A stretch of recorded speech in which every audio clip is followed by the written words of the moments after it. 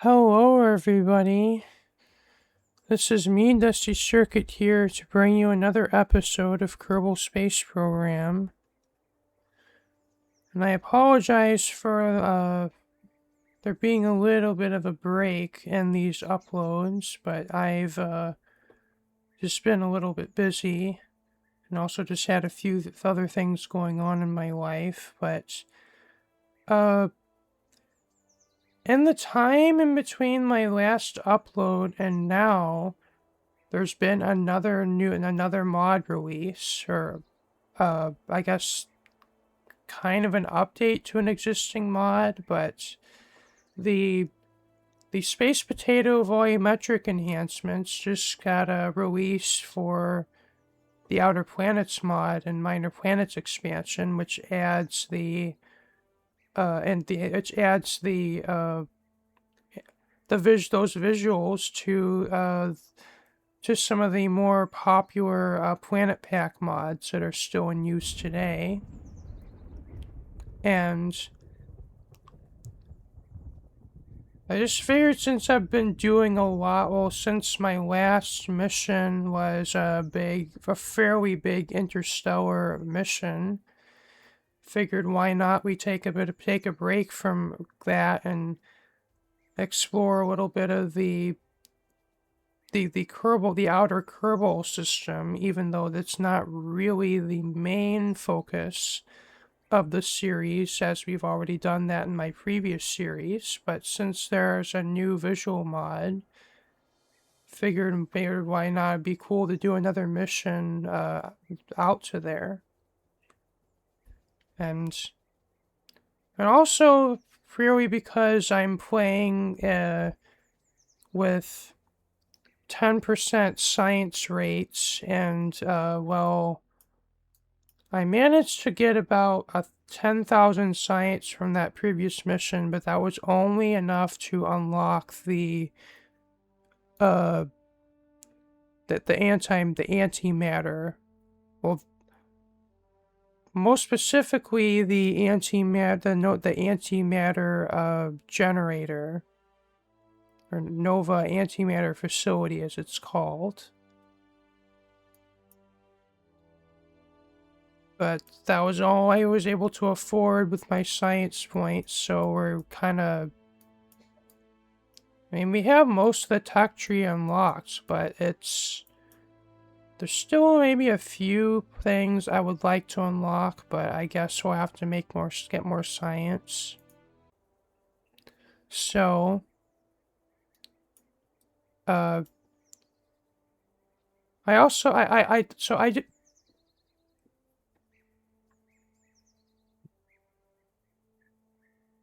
designed the craft that I will be using for this mission off camera.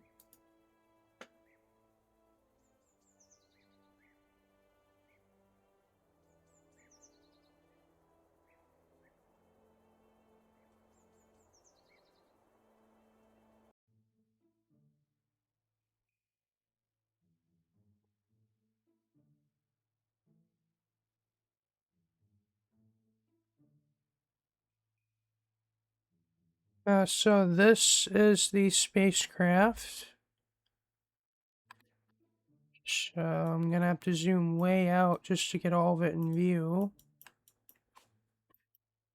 And I've titled this one IPV, for short for Interplanetary Vehicle, as the focus of this spacecraft is traveling interplanetary distances, not interstellar distances. Even though I am utilizing antimatter propulsion, the spacecraft, well, I guess it could go interstellar, but I'm going to be using it to go interplanetary distances, but at rather high speed. And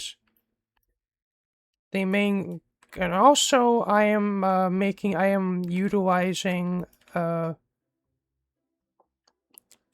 Hoover atmospheric scoops, which Well, if you fly into a planet's atmosphere that contains hydrogen or other gas resources, if your spacecraft has a tank that can collect those resources, those atmospheric scoops will collect the resources in your spacecraft, which is quite handy for refueling engines that use like liquid hydrogen, which my spacecraft actually uses for its antimatter propulsion.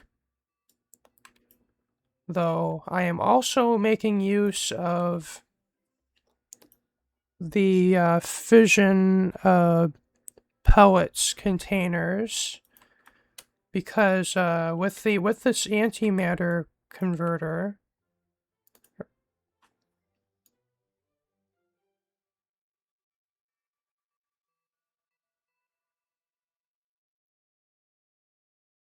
you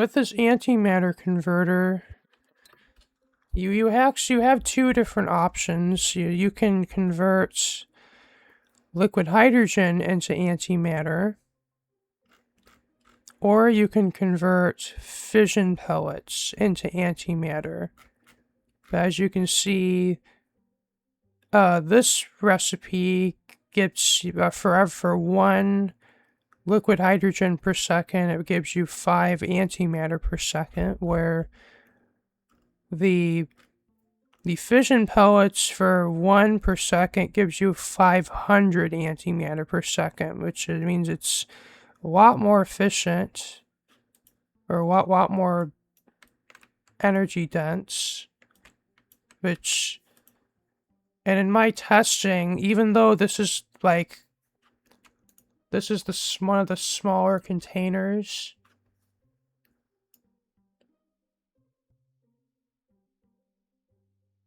so like even with one of these containers of fission pellets, this spacecraft can actually exhaust its entire supply of liquid hydrogen fuel multiple times and refuel many times over before the fission fuel runs out.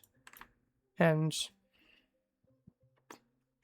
I'm actually using not a ton of hydrogen tanks, primarily because the goal of this craft is to go to the outer gas giants, not to necessarily way out to another star system.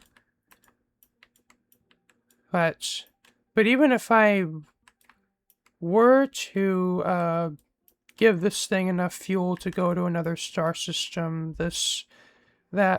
pretty sure that fission fuel would even be more than enough, or maybe even one of these would be more than enough. And as for one of the parts I have used to build this, I'm using actually this is an engine I think I haven't used that often.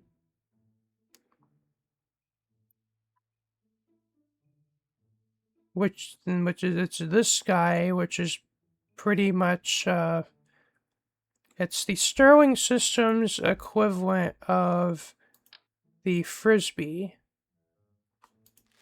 And I'm not sure if it's that more efficient than the Frisbee, like, because the stats say for the ISP, it looks kind of similar, but this one offers more thrust, though. Well, this engine has radiators built into it, but if you increase the length of it,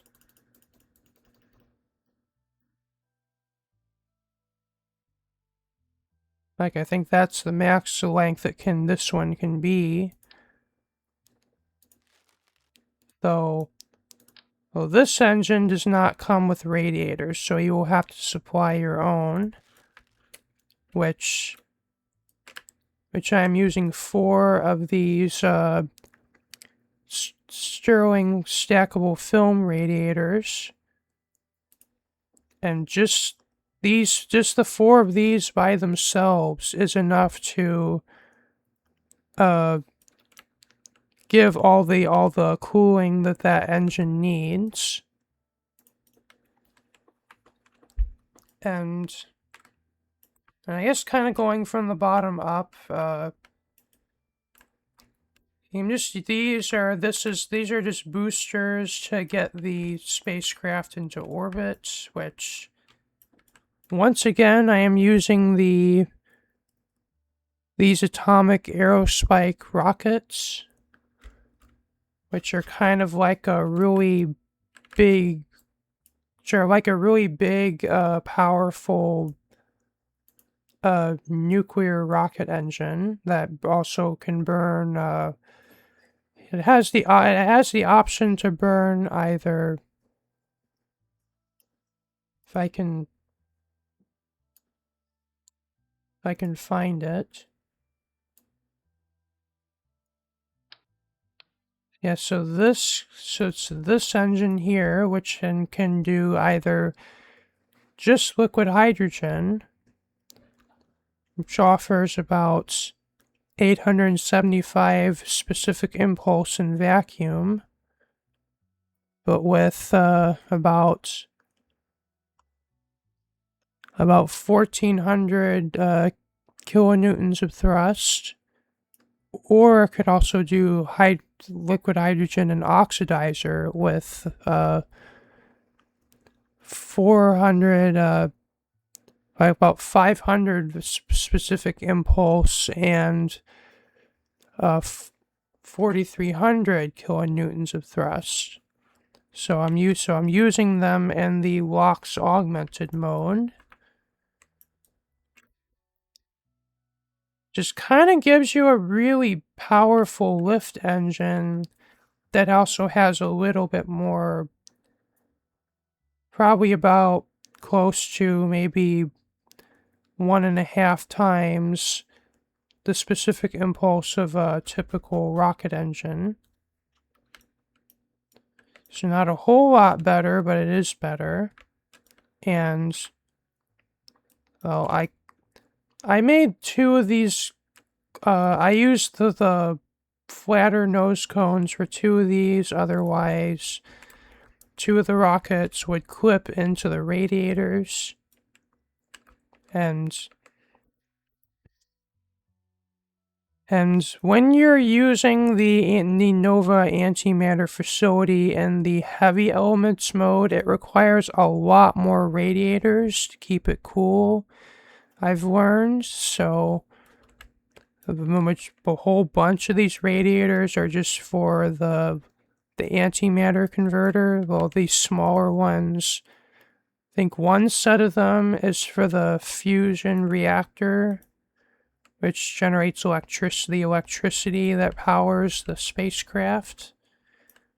And the other set of the smaller radiators is for the atmospheric ram scoops at the front, because those also require radiators to operate.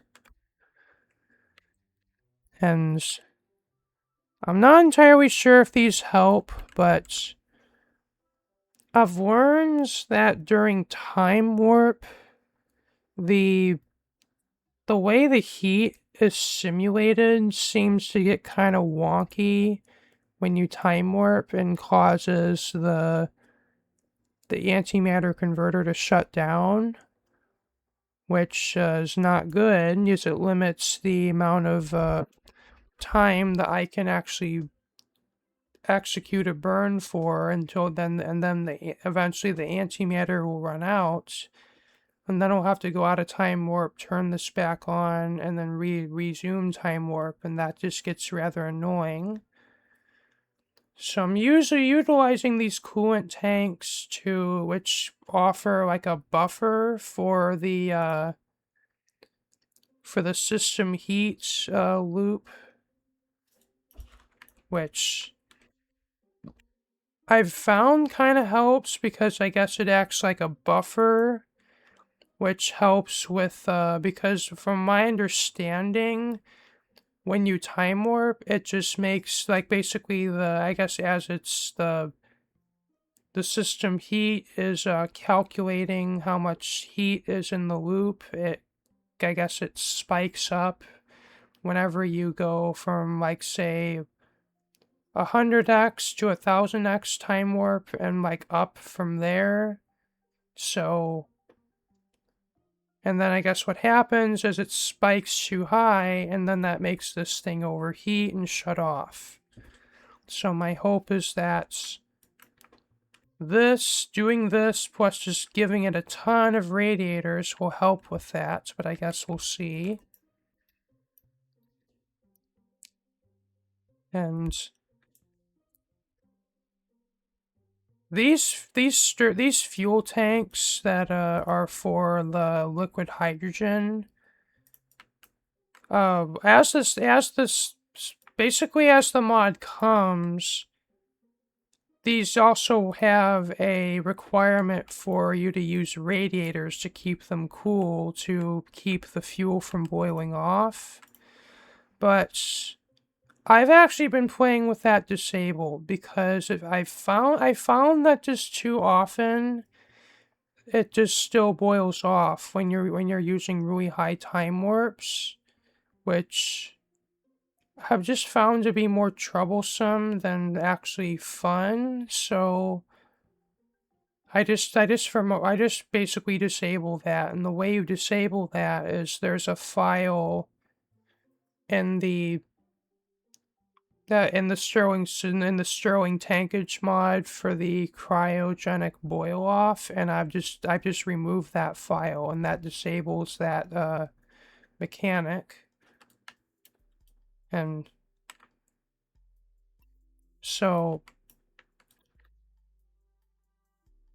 and then from here is the fusion reactor, which comes from the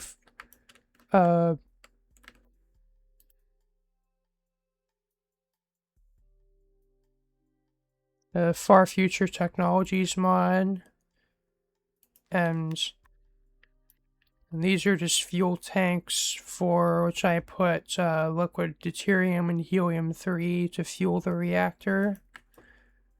And these are the main fuel tanks, and these two are monopropellant tanks on the front and back of them. And this is a battery from the Sterling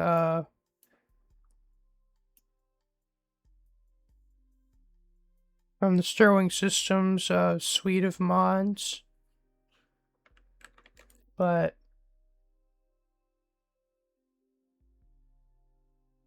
it seems like I don't have this unlocked yet, but for whatever reason it still lets me use it. So I don't know, I feel like that's maybe a little cheaty, so I think I'm going to well,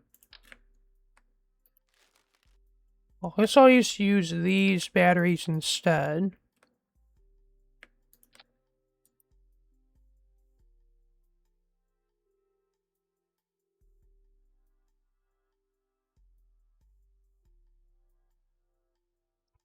Or wait, maybe it might be easier just to do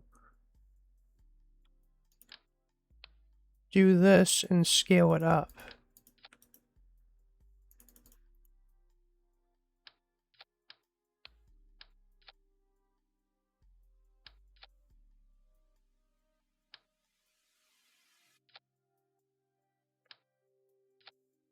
There we go.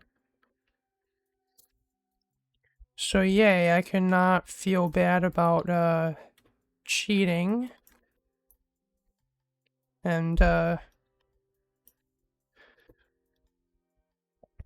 then this is just a truss segment, which is from near future construction.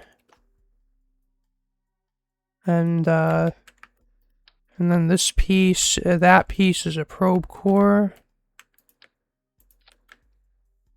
And these are pieces using parts from the stock-like station parts expansion redux.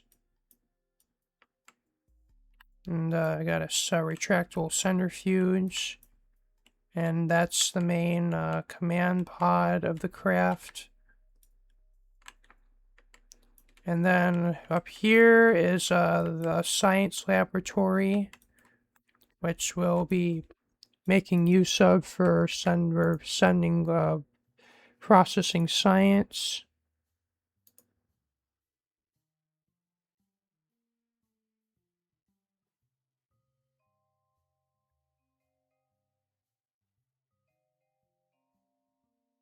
Well, as I forgot to put an antenna, so I guess we'll add one. Probably way overkill, but oh well.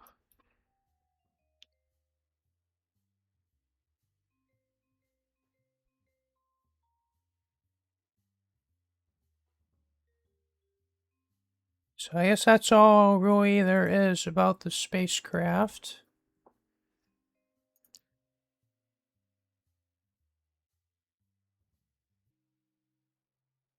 And I guess that's all a crew that we'll need.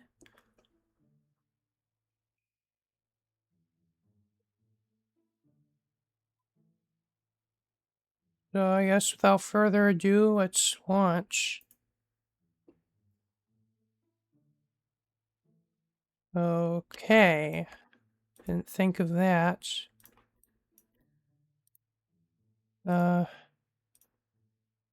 Maybe if we launch without any antimatter.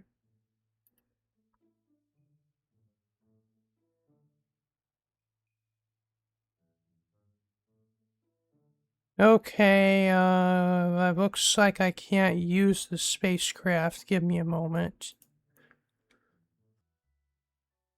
Okay, this is really weird. It was like not so.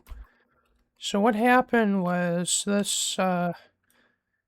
I built the spacecraft in a in a different save where I have sandbox mode instead of science mode, and usually if I load up a craft that has parts that I don't have yet unlocked, it just doesn't let me load the craft. But for whatever reason, it just let me load the craft anyway. And then when I went to launch it, it says, oh, unable to launch because it has these parts that you don't have unlocked. That's the first time I've ever ran into that issue. So what I've done is I've just replaced the parts that I don't have unlocked yet with the parts that I do. So I think I swapped this out for one of the smaller fusion reactor, and I also had to change out the antimatter tank for this one, and I think I'm gonna have to launch with no antimatter because there's this requirement for, like, if you're playing in science mode, that the antimatter costs science points.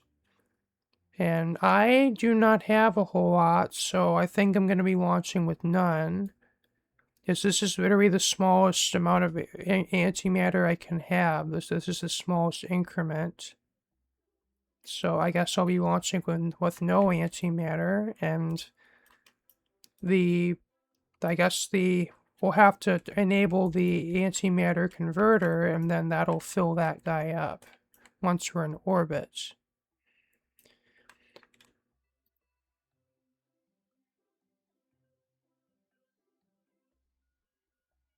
So hopefully we'll be able to launch now.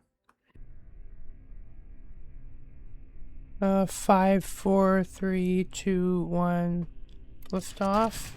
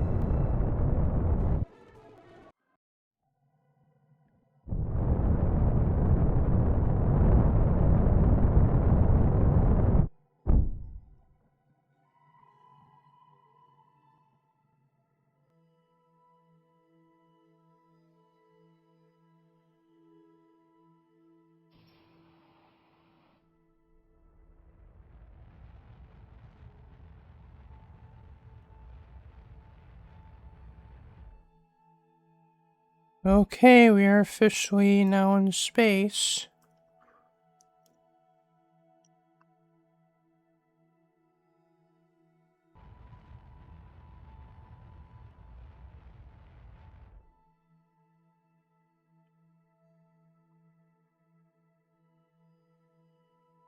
Okay, I actually had to revert this because I only had one of these reactors, and I guess that wasn't enough power to run the antimatter converter, so I had to add a second one. It seems like it's keeping up now.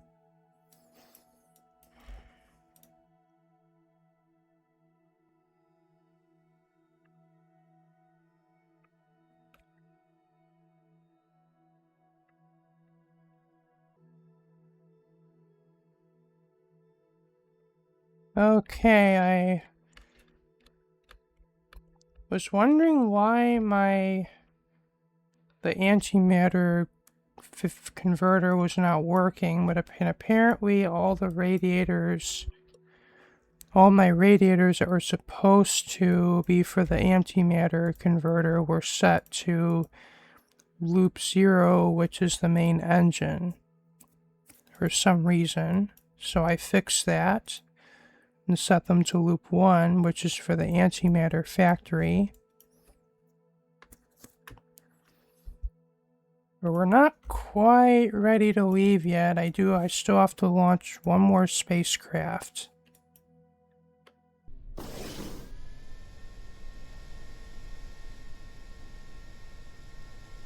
Well, this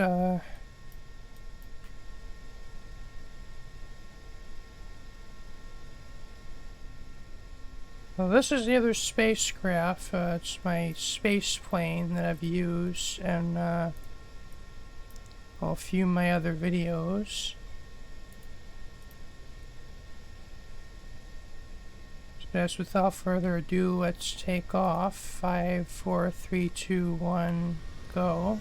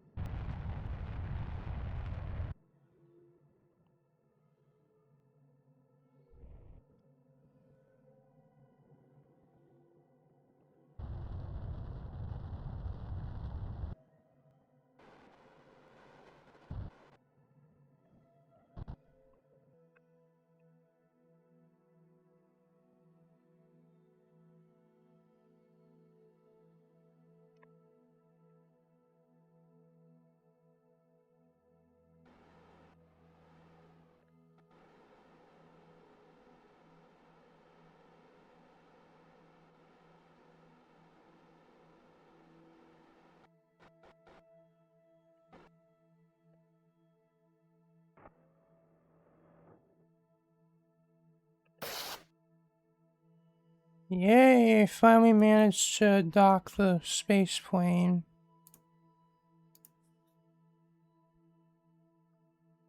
Right as we're going into like a minus eclipse.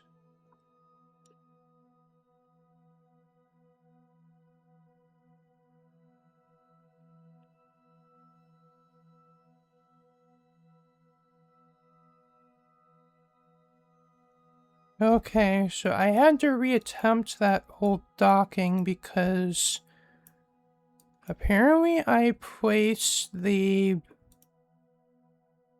RCS pods in a way where was basically very difficult to actually translate, like remove the plane sideways.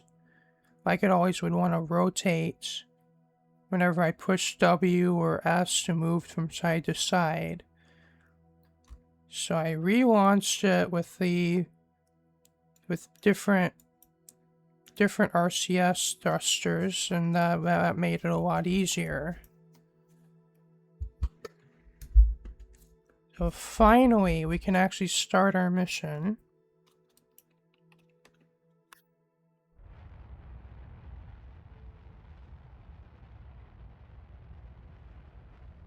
Which first we'll need to get to a safe altitude for so we can do our next maneuver without risking us crashing into Kerbin.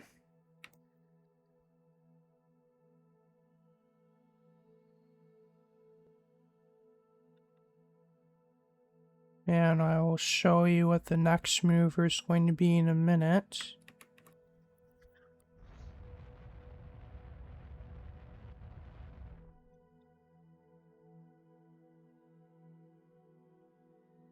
So I would like to go to Jewel first, which will set as our target.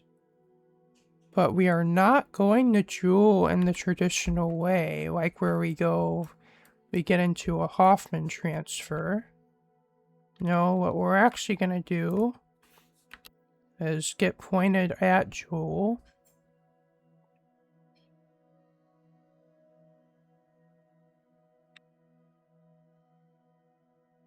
Then we just start burning. And yes, and then we'll speed up time.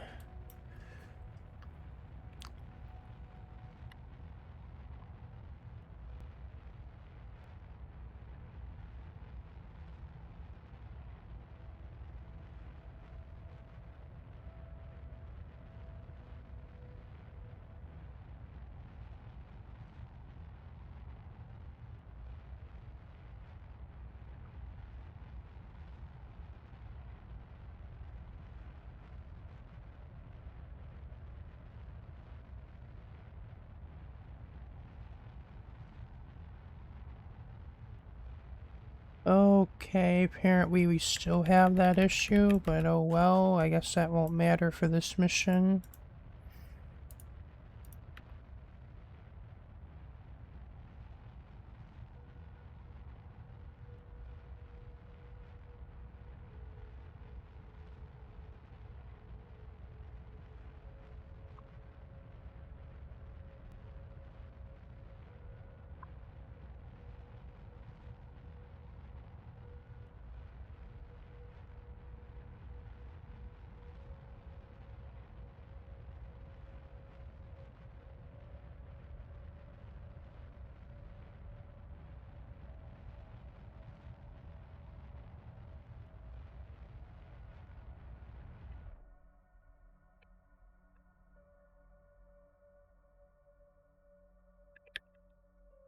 I guess already we want to start slowing down.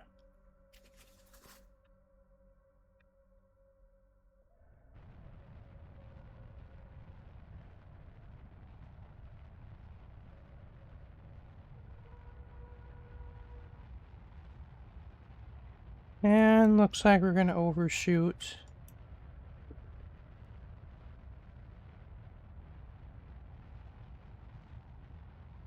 That's okay.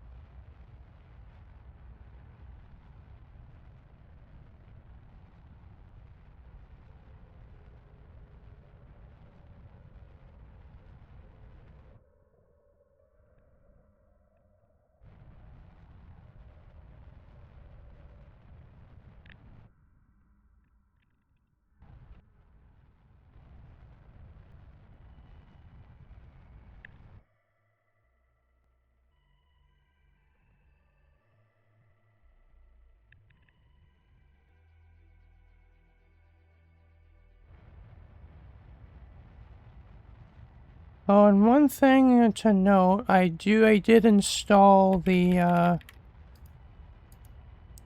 think they're the better Tylo mod and better Lathe mod, or better Vel mod.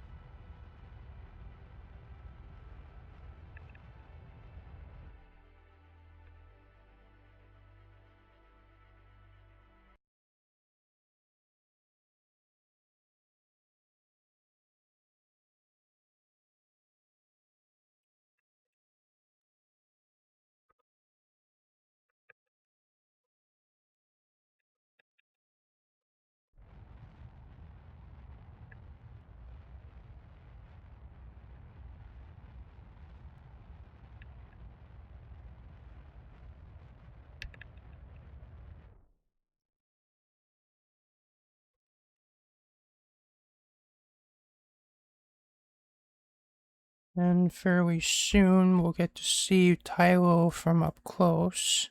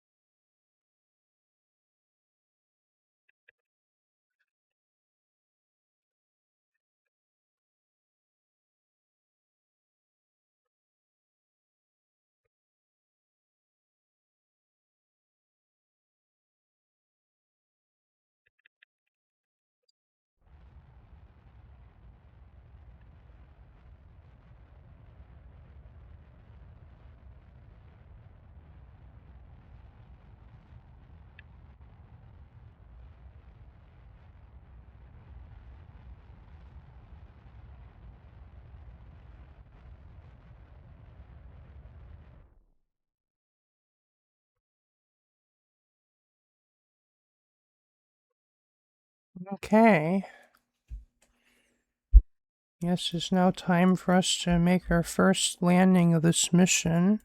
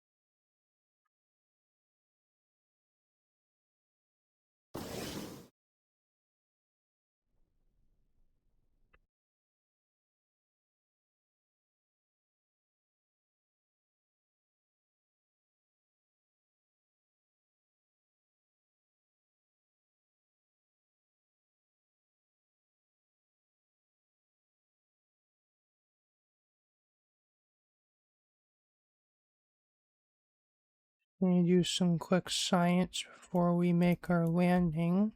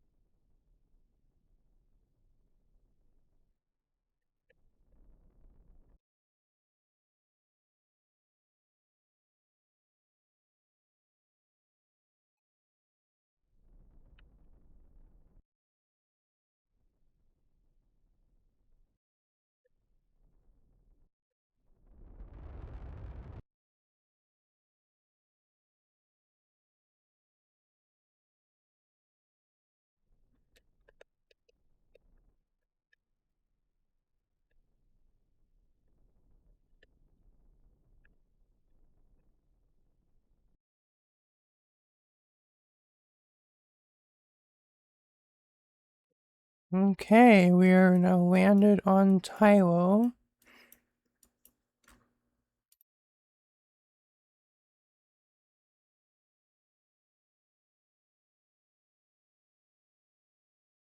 The one thing about the better Tylo mod is the gravity of Tylo actually is reduced,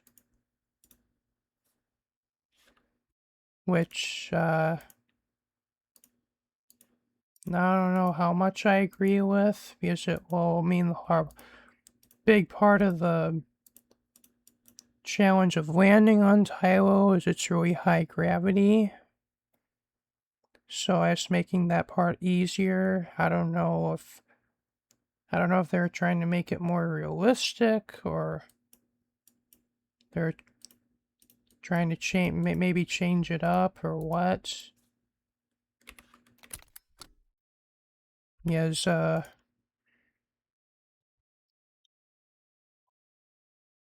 the gravity is now 0.42 Gs, where we're on Tylo, unmodified was about 0.8.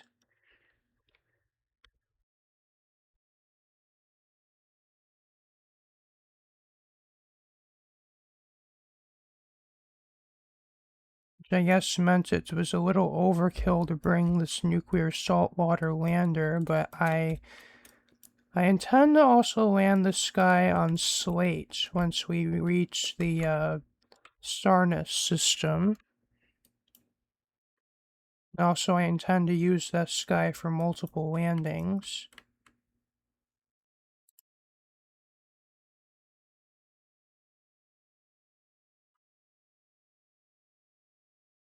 Looks like we can't see Jewel or any of the other moons from this vantage point.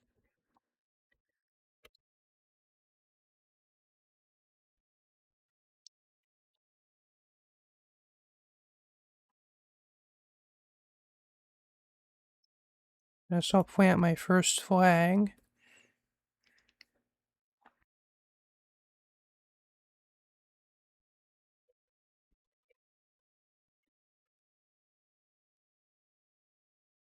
And maybe because we do have this, I do have the nuclear saltwater lander, maybe we'll go to 2 other biomes before we actually leave Tylo.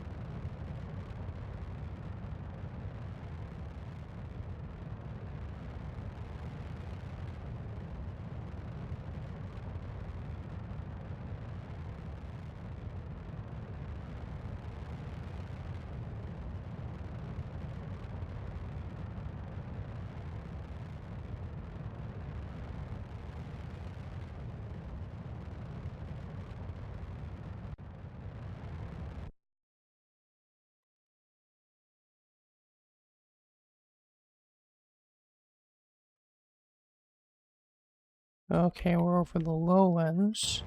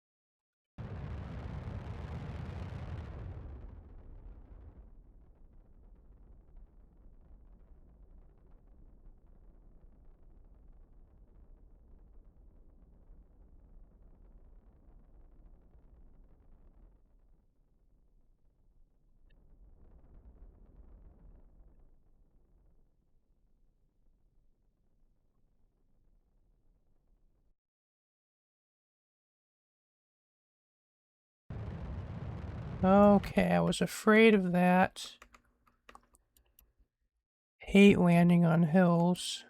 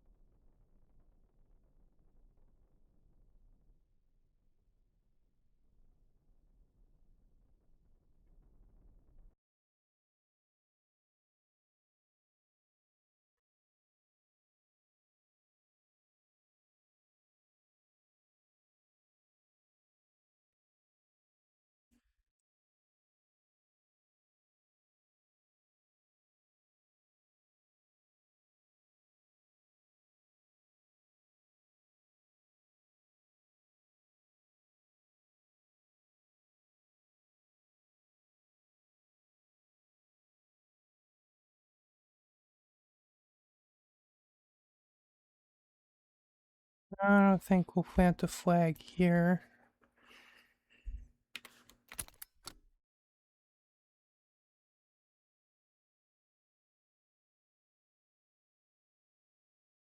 Yeah, it looks like there is like maybe like a crater looking biome over in this direction. Saying that's where I'll go next.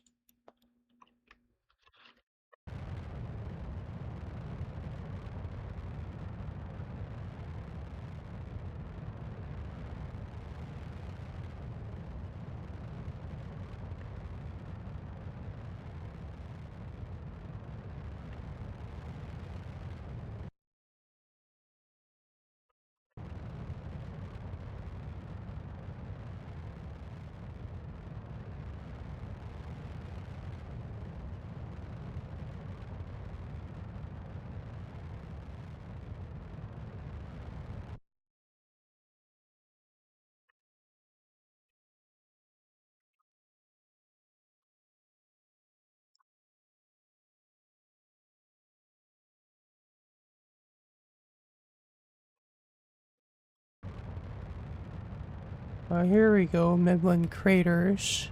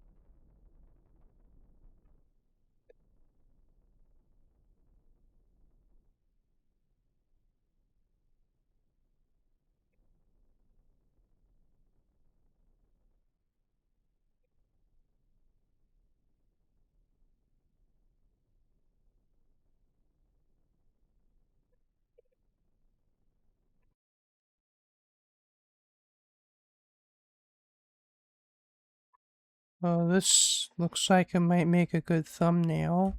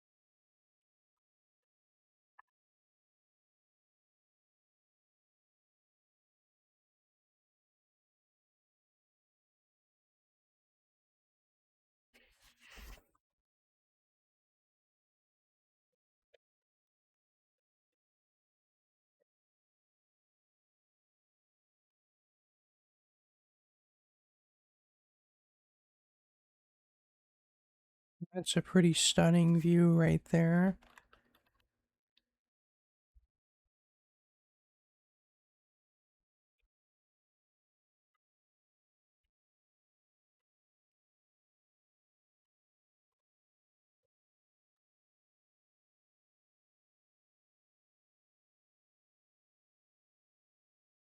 Yeah, I think we'll take off, re-rendezvous with the mothership, and then I'll end this video. And then next video, I guess we'll go explore Lathe and Vol.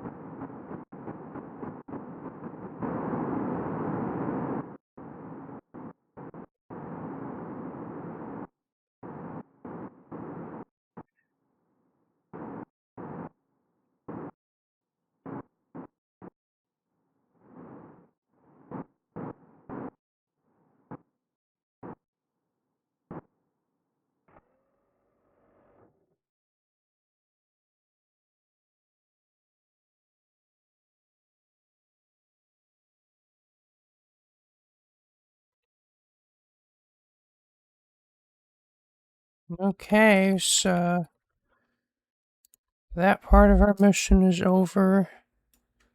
And I guess I'll end this video here, and this has been me, Dusty Circuit, here with another Kerbal Space Program video. If you liked what you saw, remember leave a like, comment, share, and subscribe. If you want to see my next videos, just hit the bell for notifications. And peace out. Bye.